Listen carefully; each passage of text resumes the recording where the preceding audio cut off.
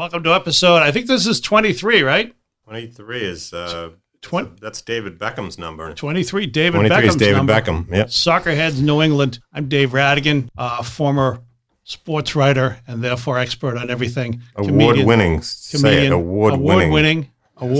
sports writer and journalist and comedian. Played on Sirius satellite radio. Thought I should mention that.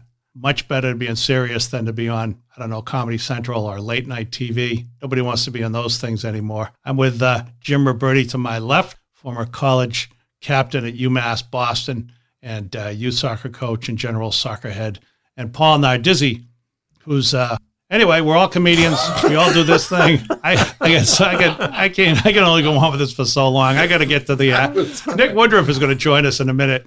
He's a trainer with a really interesting idea and a really interesting training facility down there in Attleboro, a training program. Check us out at soccerheadsnewengland.com, Facebook page, which is Soccerheads New England, or email soccerheadsnewengland@gmail.com. If you like the podcast, please share. We're going to get into a great interview with a great guest in just a second. But guys, you know, we tried to promote on Facebook with sponsored ads this week. And we got pretty good feedback pretty good response from the ads, but including two people who, I don't know, I'm not sure that they were the people we were looking to necessarily draw, although it's a big tent. We welcome everybody. Mm-hmm. But there was a guy who basically said, he posted back and he said a comment that said, if you pooped on his page and he was going to poop and it was a picture of an animal pooping, he didn't use the word poop. So we deleted him. And I'm just assuming that's one of your friends. And then there was somebody who wanted to go on and on about the Jewish problem. And it was a neo-Nazi. Was it pertaining to soccer or life in general? No, nothing at all. He sounded like a crazy neo-Nazi. So if he's listening, you know, neo-Nazism is bad. And you're not allowed on my podcast either. I was just going to say, I feel like we're getting the riffraff from your podcast, and they think that we're you. We're clean over here. Yeah, we don't not Soccerhead New England. Discriminate against anyone. I'll have to have a conversation with them. Except right-footed left backs. Other than that, we don't discriminate. There's nothing like, I sponsor some ads a lot of times for comedy shows, and there's nothing like when you post something and it's like, you know, somebody gets on there and they rip the venue that you're in or whatever. And it's just like, go home. Trolls. Go home. Or actually not go home. Climb out of your mother's basement. Join the real world. Don't rip my comedy show. I'm trying to make some money on this. I want people to show up and laugh. Anyway, but we're happy to get some new listeners this week, and we hope that it continues. I got a couple of plugs, and then we'll get to the interview and the meat of the podcast. Soccerheads New England is sponsored by financial advisor Rick Spencer, 978-857-7573, 978-857-7573. Rick speaks at free seminars for clubs, leagues, and the public, and he will help you get your kid into college, athlete or not. Rick is also my financial advisor, and I can say that he is the best financial advisor I've ever had since Bernie Madoff himself. To have Rick come speak to your club, team, league, or group, or to check out one of his free seminars, call him at 978-857-7573. You know, your comedic timing is so bad. You do know Bernie Madoff's daughter and her husband just had a murder-suicide today in the news. Come on. Why does he always, how many times have you heard that name in your life? Why is he calling it Madoff? Why is everything pronounced incorrectly? Madoff. Rachel Maddow and Bernie Madoff. That is a true story. That's how I read it. I read a lot of my news. It's an accurate story, Jim. Very good. See this? What's that? Yeah, the gentleman you mentioned. All right, you want me to do another one? All right, fine. No, I'll do another one. I think it's perfect timing. I'll do. Also, if your organization needs to raise money and you want to have a great time doing it, you should hire the Soccerheads Experience. Definitely should. We have great shows. Great shows. It's more than a comedy show. It's an event that your community will never forget with soccer-themed humor and giveaways and all kinds of extras. You want to make money and have fun? Email Jim Ruberti. That's me. Soccerheadsnewengland@gmail.com and hire the Soccerheads Experience. Or you can email Jim Ruberti at soccerhead.com and get... You'll get a different experience. You'll get a different experience. It'll just be Jim reading from his diary when he was 13 years old. And And they lock the doors in the room and they keep everybody there. I just want to mention, I think our listeners would be interested. I went to see Jim give a talk last week at a college, and I was impressed. I actually texted my wife. I said, this guy is good. He was enthused. He was funny. It was informative. I loved it, and like students loved it. And he talked about don't do this when you text and be professional. And one of the things he talked about is being early, being half an hour early, an hour early. And I wanted to raise my hand and say, Jim, you've mentioned how important it is to be early. How important it is to actually show up? I'm just curious, is that important too, or is it just when you show up, be early? Yeah. No, I don't pick on Jim. Jim comes and he speaks to my professional communications class once a semester. He's really good. And then what I have to do is I tell him before, I said, really, this guy's going to come in. You want to do the opposite of everything he tells you. Paul, that was the classic pat on the back, kick in the ass on the way out the door, if I'm not mistaken. All right, we got to move on to actual soccer stuff and Nick Woodruff. We've got Nick Woodruff on the phone. Nick's the founder of Next Step Training for Soccer in Attleboro. Nick, welcome to the podcast. Excited to be on. Thanks for having me. I have to say, I think your training program is really interesting. And I looked at your website. I thought it was pretty interesting. And I want to talk to you about your picture. Did somebody say to you, you can't smile in the picture? Yeah, I think my whole life I've been not smiling in pictures, trying to, be tough, trying to be, make it seem like a little bit tougher than I am when people go and look up the profiles of who they're playing against. So I think I just kind of stuck with that. So, well, it's funny. Yeah, nothing really to it, but yeah, I should probably smile a little bit more. It makes it look like I'm miserable, but I'm not. Trust me. I'm looking at all these pictures, and I'd like the first 3 or 4, and the majority of the guys on the website. It's like somebody said, yeah, you pretend you're posing for a band picture, and it's the '70s. It's your album. Don't anybody smile. Yeah, Nick, yours kind of looks like a police blogger. Have you seen this coach kind of picture? No, I'm good. I'm not wanted by anyone. So that's just something that I think in the soccer world that people just, like I said, they trying to act a little bit tougher. But no, I'm extremely happy. I'm not miserable. Okay, good. We'll plug the website. It's next-step-training.com. And Next Step Training is, tell me about the program. So yeah, we started this program, or I started this program probably about 18 months or so ago. Started it working with local kids in the Attleboro area. I was super passionate post-career to get into, the training and trying to help individual players kind of achieve what they wanted to do next. The name kind of speaks for itself, and, we're trying to provide the next step for a lot of local players. And so we started with those 50 or so players, was a little bit less to start. I would say about 13 months ago is when we kind of figured out exactly what our model was going to be. We've stuck to the invite-only trainings, looked to scout and recruit players and bring them into our program.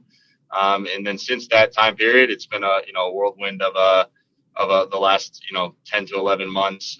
We have serviced over 650 players. We've serviced over 25 professional players. We've serviced over 75 Division 1, 2, and 3 college guys, and then as well as our youth players, boys and girls. So there's a lot of stuff that goes into the program in terms of recruitment and so on and so forth with that stuff. But we've done a great job, and our mission, it's on the website as well, is to provide an environment, an extra training environment where these kids can grow and become the best version of themselves. We don't want to take away their creativity within the game. We don't want to structure them too much so that they become robotic. We want to, really enhance the qualities that they already have and try to work on the deficiencies so that they can become the best version of themselves. Okay, so if you've got a kid who's high school player, you want to get them to where they're better than they are, and then they go where they go. The next step is one step up. So if you're a college player, you're looking at pros. If you're a high school player, you're looking at college. That's what we mean by that. Yes, for sure. Everyone's pathway is different. There's not a one shoe fits all in terms of development. So a 13-year-old doesn't need the same thing as a 17-year-old. Mm-hmm. And structuring those environments so that they can get the most out of that environment for what they need is honestly at the forefront of what we do. And we have a lot of programs in place that allows for the next step. for clients. We just launched a college guidance program. It was an invite-only program, and we took 36 players. We had about 150 applications for that program.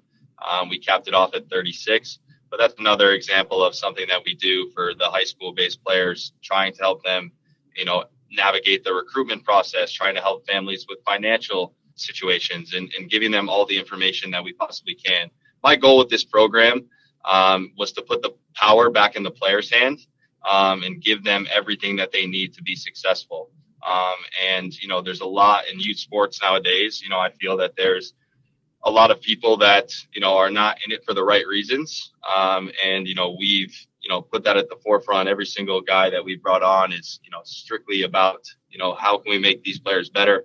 I have a lot of good guys around me. Colin Hack being, kind of my, go-to guy. He's been with me for about, 15 months now. Also never smiles. Yeah. He's always moving. He's one of the hardest working people I've ever been around. I've been around a lot of great coaches personally. He's one of the best, and I truly believe that. What he puts in on a day-to-day basis in terms of scouting, in terms of coming up with plans for individual players, in terms of his session planning. He's one of the best. So I haven't done it all myself. The structure has been built by a lot of good people around me, him included. We've kind of just stuck with that model of, putting the power back in the player's hand and helping them develop and giving them whatever they need to be successful. Yeah, well, it's funny because I went through everyone's bio, and they're pretty impressive bios for everybody, at least on the website. Colin, as you mentioned, Director of Coaching and Player Development. You talk about people being involved in the sport for the wrong reason, and I know you're talking about people who are involved in the coaching and the management end, but you've also got parents of kids who, it seems like if you opened a soccer school, you would have no shortage of parents that want the best for their kids, but maybe don't realize that their kid is basically not good enough or whatever. You know what I'm saying? It's the parent's dream, not the kid's dream. Yeah, it's all part of it. I grew up in an environment where I was the first, generation to ever play soccer. Mm-hmm. My dad played college basketball, and he was a good athlete, but he never really understood the game of soccer, and never really put too much pressure on me. I did it because I loved it. I see that as like, hey, people always ask me like, hey, how'd you get to, play in college? How'd you get to play professionally? And, my people always ask me like, what did your parents do? My dad didn't really, do anything other than let me steer the ship and kind of, did what he had to do to make it successful. My mom as well. But yeah, no, I do agree with that. There are a lot of parents that, they want their kid to be a pro. And, more importantly, they want their kids to achieve their dreams. If that is the case. But yeah, there's a lot of parents that are overbearing. This leads me to my next thing. What was Paul Nardizzi like as a soccer parent? All I remember was when we used to play at Revs Academy, when I played with Brian, his son, he wasn't very loud unless we were starting to get into it with the referees and stuff like that. But we had a good team, a very good team with a lot of good kids. I think when you get to a level like that, parents, obviously still want the best, but a lot of parents enjoy that moment for their kid, and it's such a high level that you trust what's going on, and Brian played a huge role in my life as a player too. Like, Brian was a great leader, and I think that stems from parent as well, like how a kid interacts with other people. That's the biggest thing that I think parents can teach their kids is, hey, working together and, being humble and understanding that you always need to work hard, and they're always someone that's coming after your job in a sense. The kids that, grow up in those type of households, in my opinion, are the most successful, because those attributes that we talked about start when you're 4, 5, 6, 7 years old. That's a big thing that we preach at our program, the mental side of the game and the side of, hey, you got to put your head down. You got to work. Nothing's guaranteed. We have a saying at Next Step. We are next. And it embodies everything that we do because, we want to be, whether it's a player, whether it's a coach, whether it's, whoever it may be involved with the program, like we want to be the next guy up. Like we want to be the next guy to succeed, out of our towns, out of our area, in terms of players. And, we preach that and we tell these kids like those dreams are possible. I'd be lying to them and saying like, I hate when people bring up the statistics of, only, 0.01% become a pro. Like you got to be focused on this. Yeah. Everything is important, right? Yeah. Academics and college and so on and so forth, but it is possible. There's people that have done it. It's not like it's never been done before. So we put that, dream in front of them and, always use it as a token of, success or emphasis or, but we want the kids to fall in love with the game and fall in love with the process and understand, that it's going to be a long road. It's going to be tough. There's going to be ups and downs. And understanding that, you can achieve anything that you want to achieve if you're willing to, go through all that and come out the other side and have a positive mindset and work hard. Nick, I think all of those principles are and ideals are really good ideals. But if anything in there was saying anything nice about Paul Nardizzi, I got to cut you off.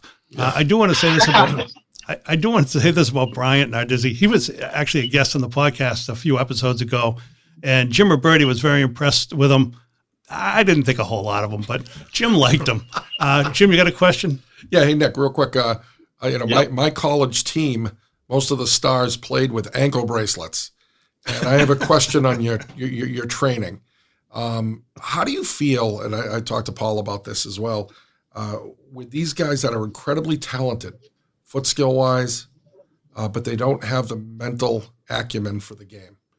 They're not educated well enough of the game to know really how to play it. And the coaches and talent people are looking for these foot skills all the time and speed. How much do you weigh actual soccer intelligence? Do you instill in your players? Do you do video? Do you watch games? Do you spend some time in the classroom rather than on the field with these kids that already have the skills? I know you do. Do you do both? I guess that's the question. How do you weigh that, especially when you're looking at colleges and everything? Yeah, I think in this country, especially, we put such an emphasis on physical attributes in the forefront because, a kid that is physically, empowering per se, gets you results in the short term.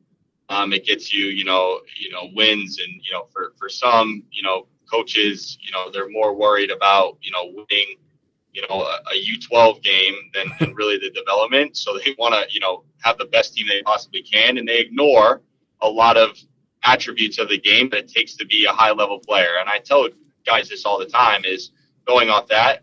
If you look at a lot of guys that play professional sports and not professional sports, but professional soccer, some of them are, not monstrous guys. Like they're not these guys that, are going in the gym and throwing up 225 and they can't sprint out of a gym.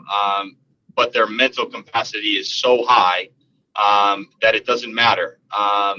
You take a guy like Carlos Gil, who is, the league MVP last year. Don't quote me on it, but I'm pretty sure he's like 5'8", 5'9", 130 pounds. And he's the best player in the league. In this country, he might have been overlooked by many college teams. It sounds ridiculous, but, they put such an emphasis on these things and we ignore, like you talked about, we ignore the mental side of the game. As for stuff that we do, we're always working with players on film. We're always, watching games, doing film analytics with players, trying to review game film, teach them how to do that themselves as well.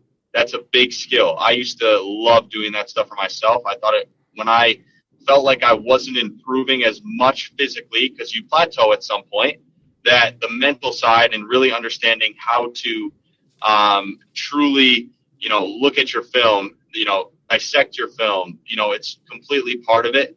And the mental aspect is the most important. We talk about, a complete player having the physical, the mental, the tactical, and the technical aspect of the game. A player that has all four is a world-class player if he can do it at a very high level. If you become efficient in if you become very efficient in 2, or even 3, you give yourself a good chance to play at a high level. Yeah, that was my point, Nick, is that, you take the mental acumen of soccer, actually learning the game here in our country here by watching video. You don't need to be the fastest. You don't need to be the strongest. But if you work on angles, positioning, anticipation, I don't know if you can teach anticipation. You might. Yep. And I was talking to Paul too. How do you feel about soccer? Seems to be, to me, an individual sport, almost like baseball. That I see these pro players. They'll cross the ball. If you're not there, they don't care. They go back to their position and like you should have been there. That was a beautiful cross. I start to see that more and more. That it seems almost like it's becoming more of an individual sport than a team sport. And when you train these guys, I'm sure you see that as well, right? Or am I wrong? Well, Jim, let me just cut up, Nick, before you answer that. Jim sees it like that because he was a goalie, first of all, so he's doing something the other 10 are doing it differently. He also sees it individually because he's a tremendously selfish bastard. You can answer that. And Nick, remember, Paul's a forward, so we hate each other at this point, okay? I think there are other reasons to hate Paul. But Nick, how do you feel about that it has become an individual sport? Yeah, I think based on that question, I think it's become such an individual sport in terms of the youth side, especially when you're talking about, and even at the pro level and the college level. I would say the college level is the most team-oriented, is that guys are at the pro level, they're trying to get paid. They're trying to hit bonuses. They care about their individual performance because that's going to get them a contract. In terms of youth stuff, them individually performing well is going to ultimately get them to the next level, whether it's academy or an ECNL team or get them into college. So kids walk away from performances, and it's very rare that we find kids that doesn't matter how well they played, if the team wins, their mood is happy. I have a handful of those kids in our program, but trying to almost rewire them to understand that, you working for the team and you trying to get results, for a coach that's looking at how do I build my team, you need guys like that. But you're 100% correct. A lot of kids, and it ties into the parents as well, that they only care about, the individual performances. Oh, so-and-so played well. Oh, what was the score? Oh, it was 8-1, but so-and-so played well. Yeah. So in sports, at the end of the day, I think we lose sight of this. It's about developing. When you talk about professional sports is entertainment. No one goes and pays to see a game of a team losing, or very rarely lose whatever. Guys that are winners, that have been winners their whole life, sell tickets. Yeah. They get team results. And that's attractive as you start to get to the next level. I think we lose sight of that a lot of the times. And we focus too much on the individual performances. Yeah, it's important, right? When you're talking about development, we're not a team at Next Step. So yeah, do I care about the individual performances of the kids that come to training? Yes. But we want to build winners. And when you build winners, that doesn't just come from, life, or it doesn't just come from the game. That's, something that they can take their whole life. And just like winning, understanding how to lose, and losing with, respect and understanding that, hey, I need to get better. I need to improve this. There's nothing worse, in my opinion, that a kid that walks off the field says, hey, I played well. I'm happy. My team lost 8-0, and they don't look themselves in the mirror and say, how do you think, or how could I improve the team so that we, that doesn't happen again. And I think when I coach the youth, U12s and U14s and U16s, that's exactly what would happen. At that age, they're all becoming, what did I do? How did I do? Even the parents, oh, the team did terrible, but you had a great game. Don't worry about it. And that's where that individual thing started with me, that the sport was shifting in that direction. But so perfectly understandable with college. You're absolutely right. That is more team. But after that, Nick, when you said you referred to winners, when I think about winners, I think about Paul Nardizzi. Paul, get a question? Yeah, my questions are sometimes lengthy, Nick, so bear with me. Sometimes they last the entire podcast, and the guest has to come back the next week to answer it. But I want to talk about the future of training. So in Germany, for example, they have a room you can go in, okay? You've probably seen it. And a soccer ball comes shooting out of a little portal. You have called, 5 seconds. Called a foot. Yeah. Like a foot. It's called like foot or not or foot not or something like that. It's a $100,000 machine, but they use it for the national team. Jim, my co-host across the table, he was 0 for 15 as a coach in college on PKs. So as a coach, I'm looking to solve that issue with a piece of equipment like maybe the one Jack Kevorkian built. Okay? And I'm not insinuating that the coach is going to take his own life because Jim can't save a PK. I'm insinuating the coach is going to put Jim in the machine and murder his goalie. But my question is, have we peaked as a sport, or do you see more equipment, more methods, and more philosophies coming down the line, and we're going to keep getting better as a country? Yeah, I think it's a great question with a lot of layers. I think there's a lot of good technology out there. I think at a lot of levels it's misapplied. And what I mean by that is there's like at youth levels, right? The big thing now is, we want to record games and we want to do film, right? Mm-hmm. I have clubs that record games and want to do film, and then I've texted parents and been like, "Hey, can we get this film so we can analyze it? Hey, I haven't seen any of that film. I don't know where it goes." Or, "Hey, we have a GPS vest. Our coach sent out all the data. Level that get paid hundreds of thousands of dollars to analyze that data." And telling a kid that he ran 10 miles in a game, for me, there's a lot of things that go into that. Did he run 10 miles because he was so out of position that he had to, make up for it? Did he run 10 miles because he was grabbing himself out of position? If he was playing center defensive mid, was he just all the way up to a center forward, then running back in between the two center backs? Like, there's a lot of things that go into it. So I think the technology is getting very, very good in terms of what we can do and the data that we're now having on an analytics side. I think for a lot of programs, it's misapplied. Mm-hmm. And it's this false notion of like, hey, this is gonna make a huge difference in their development. Yeah, it would make a huge difference in their development if you had someone that knew it on a professional level, and analyzed this data. When I was at the academy, and so was Brian, and even at the pro level, they're analyzing this data to determine, how hard your next training session should be. They're analyzing this data to see what your fitness level is at. They're analyzing this data to, get the maximum they possibly can out of each player. It's not been put to the best use in terms of youth yet. But to answer that question in less words, there's a lot of technology that's on the horizon that's very applicable to development. There's a reason why the biggest clubs in the world are using a bunch of different technology. The biggest one that I can think of, which is unreal, is it's Red Bull Leipzig. They have this massive screen at their training facility. Mm-hmm. It's live time footage. The coach can sit on an iPad. The players can look at the screen, and he can drag individual players into space they should have been, or they can review clips that are live.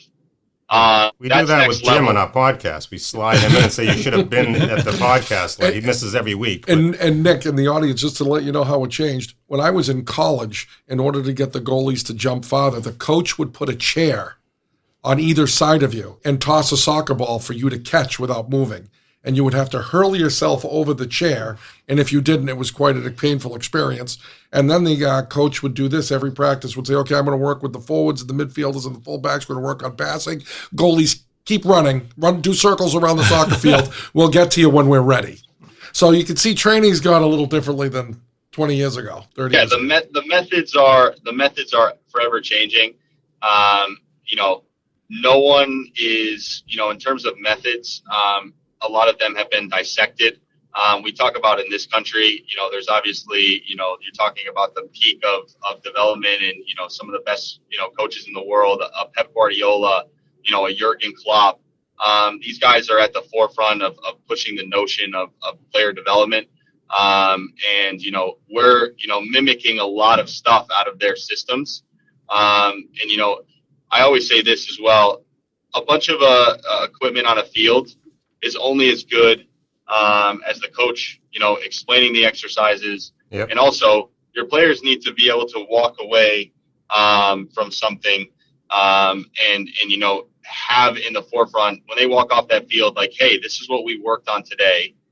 This is what The coach wanted me to grab out of this training session, whether it's a philosophy, whether it's, a tactical message, whether it's, even if it's a physical message as well, that the players need to walk away and not be confused by that and be like, hey, there was 17,000 cones on the field. Hey, we had all this fancy equipment, but we just did 4 or 5 exercises that don't relate to each other. And then the players walk off and they don't really, have a clear message and a clear understanding of what that training session entailed.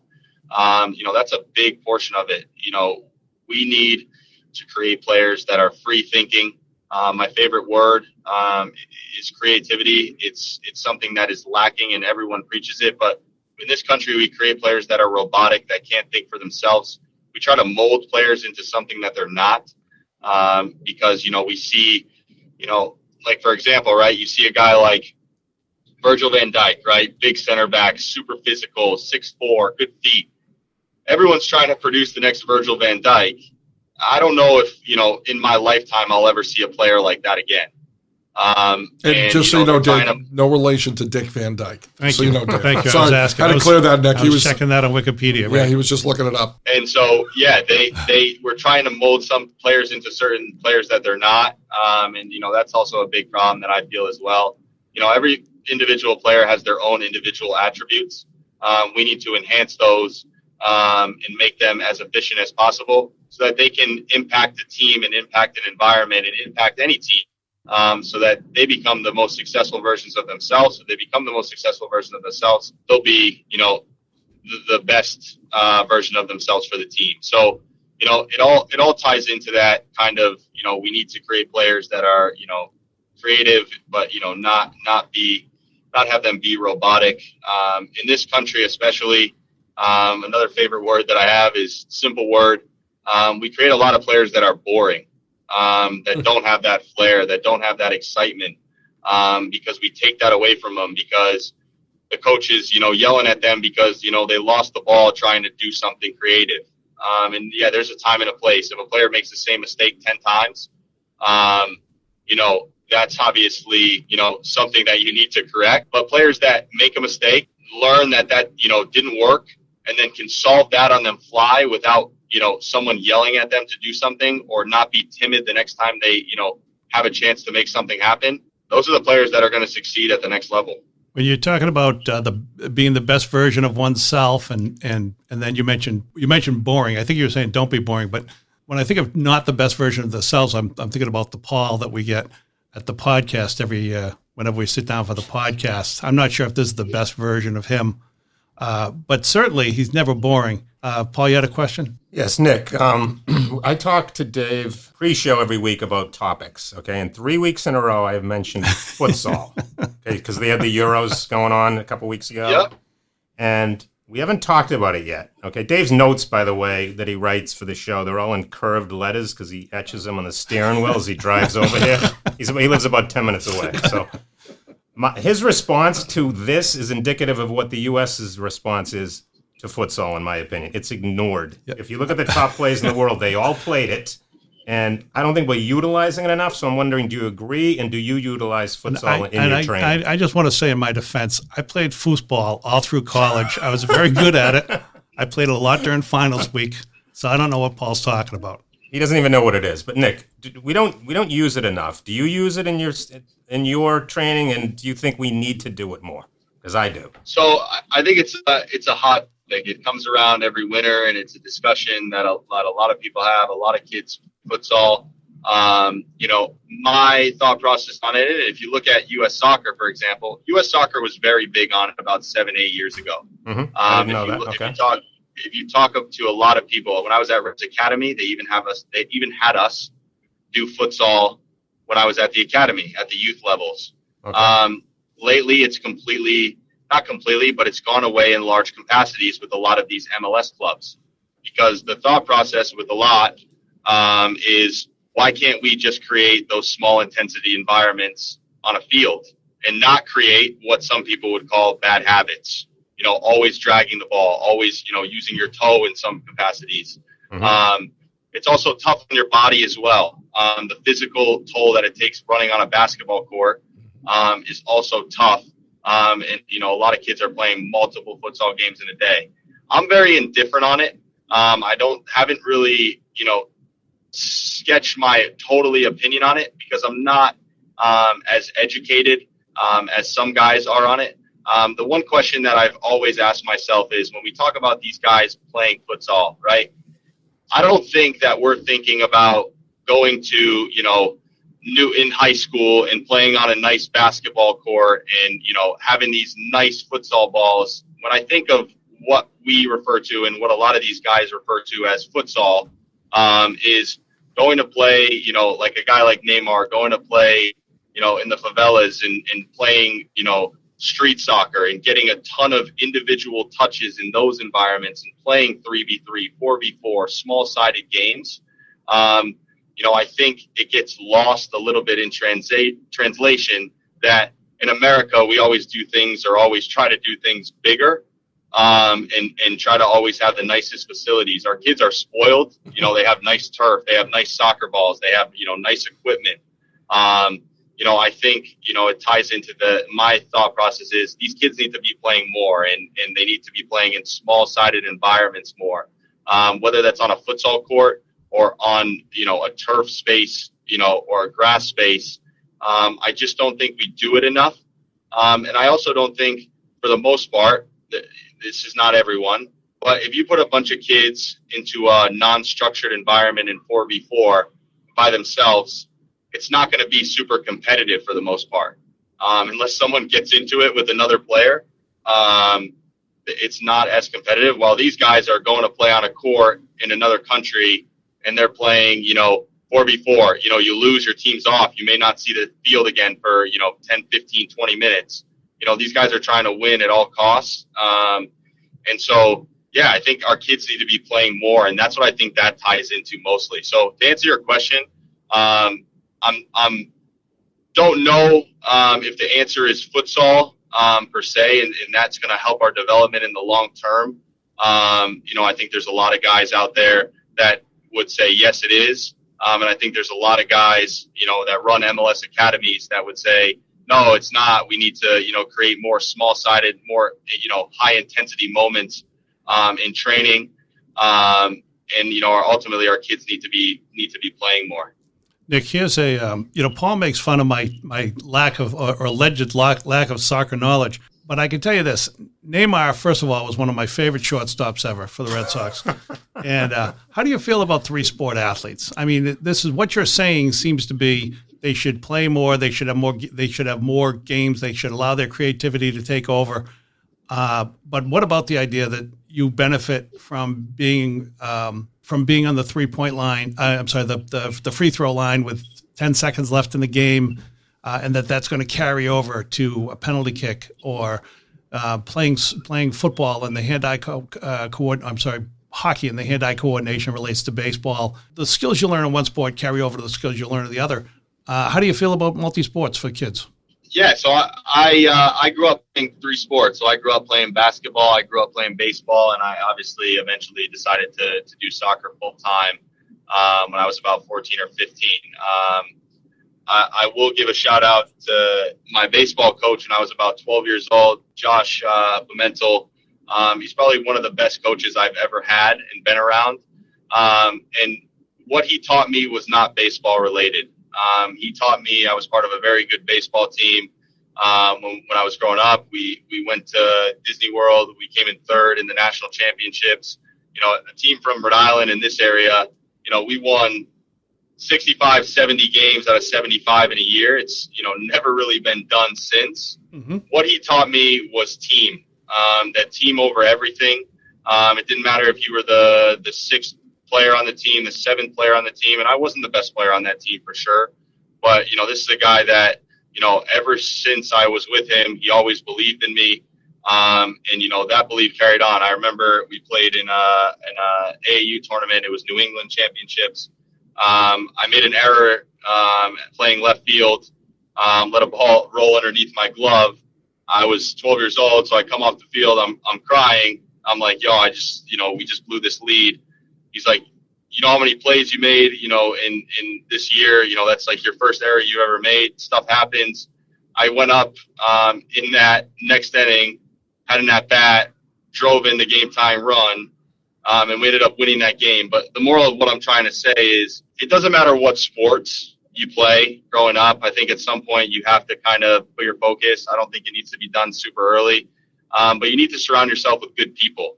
I think that's the first and foremost thing. Some of these people and kids and parents, they want to do everything and anything. And, they'll even tell you like, oh, this environment's draining. Like my kid doesn't like it, or I have a bad coach. All you're doing is taking away the love and the drive for sports in general when you put yourself and surround yourself with people and coaches that, are not going to, charge your battery per se. If they're not charging your battery, they're draining your battery. Yeah. I believe that you can come across a lot of different life experiences like you talk about in other sports. Arguably one of the best coaches I ever had was not a soccer coach, because he taught me things that were, applicable to life. And I carry those things with me through everything. And it's just a weird thing because I get asked that question a lot, like, who was the best coach you ever had? And I'm like, it's a baseball coach. And that's not to say, I haven't had great soccer coach.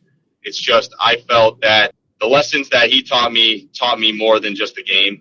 And when you're talking about 10, 11, 12 years old, yes, you need to find people that are going to, help improve and develop your game. But life lessons are just as important. Hey, Nick, you back? Yeah, said the call failed. Oh, that's all right. Yeah, that's okay. It happens. Let me tell you, Nick, I had a great follow-up for what you were saying, but Jim is having a conniption fit because he wants to ask this question. So it better be a good question. It is a good question. I don't want to put any pressure on you, Jim, but if you don't, I can tell you that Paul will berate you later on. He'll throw his lunch of lettuce and cucumbers at me. Hey, Nick, you know how growing up a coach will say, oh, you're definitely a fullback.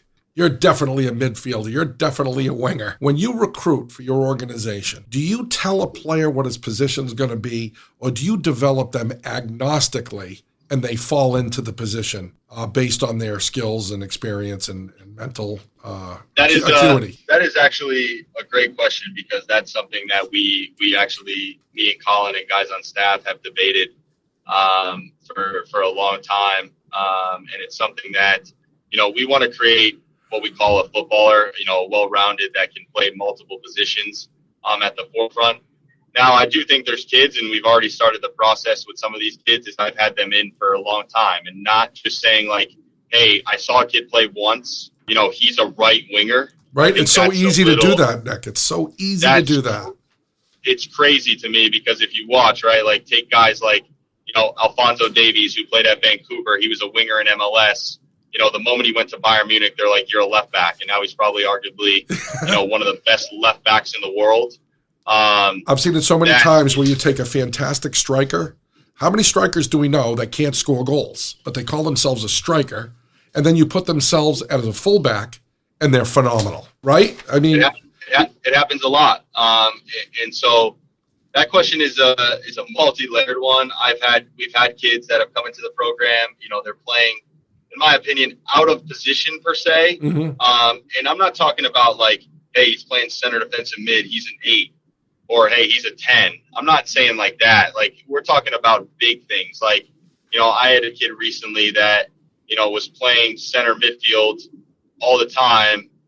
And, based on conversations as a staff, and even talking to the player as well, we were like, hey, this is what we feel.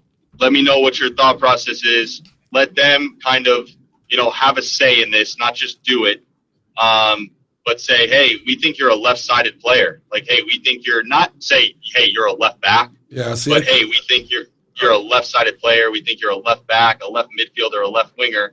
And in this kid's case, he went from, not playing as much on his team to now, he can't be taken off the field as a left-sided player. Well, so, I think that's great to hear for anybody listening, that your organization doesn't automatically peg you as a specific player, that you train them agnostically and you find out what best suits them, because that's, you could be missing out, like you said, on a star athlete. This athlete thinks that he's the best the best striker in America. You take him and you put him at center back, and he's the best center back in America, and he never knew it. And I think that's huge. It's a question too that I think a lot of players have to ask themselves personally, is that guys that, and this is a question for college players, I would say more than a kid that's 10 and 11 years old, is if I'm trying to play at the next level, right? And in this country, it's very, very tough as it is, but how many American players start and play center attacking mid in the United States? Exactly. Not many, right? Exactly. So, if that's going to be your niche per se, it's going to make it even tougher. But if you're willing to be adaptable and you made yourself a complete footballer and you can adapt, and a coach can look at you and say, hey, this kid is, technically sound. Like, he doesn't have to play center attacking mid. He can play the 8. He can play the 6. Oh, I can even drop him into outside back. Yeah. That's going to be super attractive for MLS teams or guys or teams at the pro level. Because last thing they want, and they're not going to sign a guy that can only play center attacking mid when they're paying a center attacking mid $2.1 million. It's going to be very tough. And there's teams in MLS that do play young players at those positions. Philly Union being probably the best, with the Brandon Aronson being the latest one, and then his brother's coming up, Paxton as well. They're willing to do that. They're very good. Yeah. Well, thank you for answering that, because that's just big to know that you're developing them agnostically. That's huge. So I got a question for you, Nick. It's a 2-part question, and I know you were my son's agent, by the way, which is great. Thank you. And one of your players just signed yesterday, so congratulations on that. Thank you. So my question is, how quickly did you, when you saw him the first time, like how long did it take you to notice he was special? And you have Noel Buck, who's also on the team. I think Brian Bolello mentioned him in our interview. He's a young player. Do you think, knowing the Revs, I know you're a huge fan, do you think they're going to Mac Jonesian kind of process with these two? Or do you think if they're good enough, they're going to just say, you're playing, you're starting, and I don't care if you're 16, you're on the field? Yeah, I think it's it all comes down to the coach's philosophy in terms of what they're doing. I think some MLS clubs take more risks than others. I think the Revs are in a win now mentality. So if the kid's ready and is not going to cost them points or results, I think they'll pull the trigger. I think the player that we just had signed is Ryan Spalding to the Revs. I think he's in an interesting place because he's more of he's not a 16-year-old. He's more mature. He's 23 years old. He's played over 80 games at a professional level. So I think a guy like that could get himself on the field. Obviously if he has good performances in training and so on and so forth. But that is a little bit different than I think, a kid like Noel Buck, who has great potential. He's 16 years old. He's got good build. He's succeeded at a lot of levels that he's already played at. I think, his timeline and process will be, something to be foreseen this year in the process, but not lose track of 16 years old. Getting professional minutes is obviously going to be key for him. But he can do that on a second team. And if, the moment comes about that he, is going to, get that opportunity per se. But no, I think, from what I've watched from the outside looking in, the Revs are in a win now mentality. They want to win for their fans. And ultimately, I think Bruce is just going to put the best possible team that he can put on the field. And if that's a 16-year-old in that moment, I think he will do that, wholeheartedly, per se. Better get some wingers if they're going to win now, by the way. Nick, thanks for your time. I had a great question about what do you do if you're 60 years old and you haven't used up your college eligibility, how to get back, but I don't have time. We don't have time for that. We got to wrap it up. We did have one. By the way, Paul has underwear that's 16 years old. Leave me alone. Nick, thanks for coming on. I want to plug the organization one more time, and I'll plug the website. It's Next Step Training, and it's next-step-training and .com, and they're based out of the Attleboro area. Good luck in the future. And we want to run one thing by you, Nick, before you leave. Is that okay? Yeah. We've started this. We've started our own soccer tabloid, and Paul's put himself in charge of great tabloid stories that are certainly, probably, maybe true. And he's got the first one. Would like to get your reaction to it. Go ahead, Paul. They're true stories. I'm doing the research. So this, it was in a lower division in Mali. Is it pronounced Mali? And the referee, there was supposed to be about 4 or 5 minutes of extra time, which Dave hates. He doesn't think that there should ever be extra time, so he's in favor of this. But the Malian ref had diarrhea, and he ran off with only 1 minute into the extra time and had some locker room issues. This an actual real story? This is a real story. And, I love the game, and, I want to see the game played to its entirety, but I think I'm behind the ref on this one. I'm not right behind him. I'm wearing new shoes. But. Any thoughts on this, Nick? That's an interesting one. I've never heard that. As for extra time, I think there should be extra time. I think the time wasting portion of the game should be eliminated in some capacities. I know it's part of it, but it's a beautiful game. It should be played to the complete extent, and there's a lot of people with a lot of different things on the line in a lot of games. So, yeah, I think that's an interesting one. I think we'll have to answer a couple of questions about how urgent it was, but I'll have to look into that one. Yeah, when Jim played college, his coach used to hope that if it came down to PKs, Jim would have diarrhea, so he could throw somebody else in there. Yeah, I felt like a tuna fisherman when I was taking PKs. Nick, I just could 0 for 15 in college. Anyway, and there weren't any shootouts. So that's a true 0 for 15. That's a true 0 for 15. Anyway, Nick, thanks very much for coming on. And good luck in all things, brother. I appreciate it, guys. Thanks for having me on. And, thank you, Nick. Thank you, Nick. In the future, guys. Appreciate it. And good luck with everything. Keep cranking. Thank you. So that's a real story? Yeah, it is. I found it in 2 different sources on the internet. And all I'm saying is if I was in this guy's shoes, and when I say in his shoes, I mean pre-diarrhea, not post. Okay? There's no way I'm slipping my feet into a pair of boots. Right. I understand that. Filled with Malian feces. It's not happening. Okay. Malian. So if it was a different country, it might be. I think it was Zimbabwean feces or I think it was kind of Peruvian selfish. feces. Huh? Kind of selfish of that referee. Do you think so? He should have crapped himself on the field. I mean, I've seen it before. How many of you forwards drop down to one knee and pee on the field during a soccer game? I've seen it all the time, including in my goalie box. Well, that's pee. That's a little different. Well, look, I mean, how many of you played on a field with goose crap before? Wait. You're saying that people would what are you saying? I had forwards pee in my goal mouth before. Drop down on one knee and take a leak. Right where I'm playing. Really? 100%. They were just marking their during territory. the match. You asked if that's what you think I just made that up? I think you're saying before the match, knowing the No. I'm talking even during the match. Where was the ref? Was the ref having diarrhea again? Where are the people in charge? You tell me the penalty for that. There's no penalty for that. I just think the idea of them marking their territory. They literally would drop a knee and pee in my goal mouth. What would the ref do? Nothing. I don't. This sounds more obscure than this story.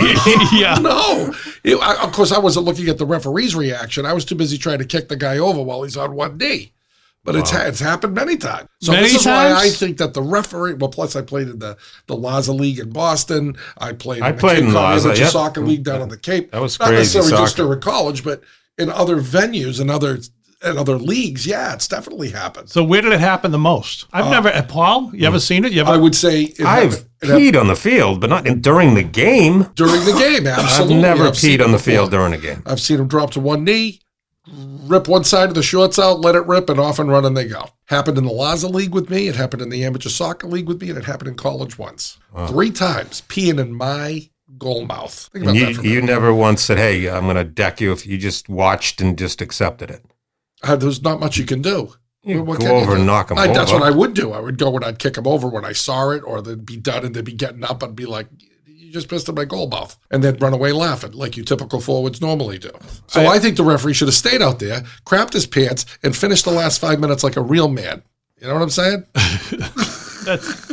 I don't know which is grosser. I do know which is grosser. Yeah. It's the idea that he wants him. Well, there was a story. There was a baseball. This happened in baseball. Remember, they were in the Lee Smith era in Boston when Lee Smith was an elite Red Sox closer. Yeah. There was a game that he wouldn't come out in Toronto because he had a stomach ailment, which obviously is code for. Yeah. I mean, he wouldn't come off the mound. Or he wouldn't come out to the mound. He wouldn't come out to pitch, and they made a big deal about how he wouldn't come out to pitch. But I'm like, guy's wearing a white uniform. Uda Pippig ran the Boston Marathon with her period and diarrhea, and I saw her run right up the mile, right up the hill, Heartbreak Ridge by BC, and it looked like a brown-tailed deer running by, and she ran the marathon. Thank you for that imagery. Thank you for she that ran imagery. the marathon like that. We're just talking about a referee standing in a circle. You actually saw this? Uda Pipping live. You're lying. I am not You're lying. making that up. At Boston. You're making Why that would up. I make that story while I'm sitting here? How would I know the name You're Uda making- Pipping? I don't know because it's famous because No, everybody knows because she that crapped herself finished. running a marathon. That's why how I she's remember Uda Pipping. famous. That's I why actually she's can famous. top that story. Our producer is chiming in. Yeah, I say we go listen. to him. I know for a on. fact. This is- that this is- I hold know on, for a hold fact on. that Paul was the driver for Rosie Ruiz. Is that true? And Paul was the driver for Rosie Ruiz. I was in famous Mali man. that weekend. But I was going to say, is that important because she crapped in his seat? But No, Paul did. Paul did. No, she ran the marathon. She ran like 8 miles, and someone picked her up and dropped her off at the finish. Yeah, that was Paul. I was He was on, like 16 years old. You know, I it have was to in say this. 19. I'll tell you right now. It was in 88 or whatever it was, and I was at. My wife went to Boston College. We were at the base of Heartbreak Hill with all the BC people, and there she was running, and ran right by with a big, wet, horrible-looking fanny running by. But the difference is she's trying to compete and win. The ref leaves early. He's not winning or losing. He's just going to salvage his You shorts. see how selfish that is, Paul? It is, You but see? like Dave says, extra time sometimes it's a little. I think diarrhea takes precedence. I do. I think he should have crapped on the field. Well, I don't understand why the guy didn't just say, Was he "Time wearing out, white socks? run off the field, take care of his business, come back out." That's like added extra time. Yeah, right? but- Now you want okay. You know, I'm don't a know how big long he's fan. gonna I've be. become a big fan of extra time. I love the fact, and it goes to whenever you want. It ends whenever you want. It's fine. Just say, "I'll be right back." Run off the field. I don't see, and you know, here's what I'm amazed by. I mean, if you're I think honest. this is a men thing. This is a male thing, no question. But here you three are, maybe four of us, who knows? It doesn't matter what age you are. If you're a male, nothing amuses you more than poo. From the time you're a little baby until the time you're, Yeah, you're right. I you think know, Jim's Paul, you age. think- some of my favorite bits involve that. You yes. think he should have blown the whistle and said, "I'll be back," or "I'm going to shit myself"? You think that's what he should have said before he left the field? that's I think he absolutely should have just reasonable. said the game's over. Like it's not happening. You know, Two. like no, like for me, soccer's up there, right? It's God Yes. family soccer because those are the Family regular. third. Those are God- the regular. No, I said God- God family soccer. Oh, that's true. And those are the regular, but when you have diarrhea, which is rare, but when you have it, it slides right into the 2-hole above soccer. So this guy realizes he's got to go. You get off the field. You know, I'm laughing because you said 2-hole, to be perfectly honest with you. I thought that to pick out that number, that's pretty good. Oddly enough, God Family Soccer was the other name that Jim had thought about for his podcast. His podcast. Yeah. He wants then to he thought- bring the religious listeners into the fold It's agnostic. before we get them. They're agnostic. agnostic. It's agnostic training, agnostic family soccer. GFS. God, I hate both I'm of them so much. ISL, indoor soccer legend. You're GFS. God family soccer. All right. Rick's going to drop the sponsorship after hearing the Malian diarrhea story. Oh, trust me. I know. Well, no. I'm going to say he'll probably want to invest twice as much money every week if he hears you two talking about. Anyway, that's it for this episode. So it's really Madoff, huh? Not Madoff? It's Madoff. Madoff. Darn it. Mitchell I Madoff. gotta work on my Your way pronunciation. makes sense. He made off with their money. So Yes. I mean, my way makes sense. Made off with their money. That's how that's the act, the mnemonic to remember it. He made off with their money. So You know what a mnemonic how is? is it actually Not a pronounced? pneumonia. What?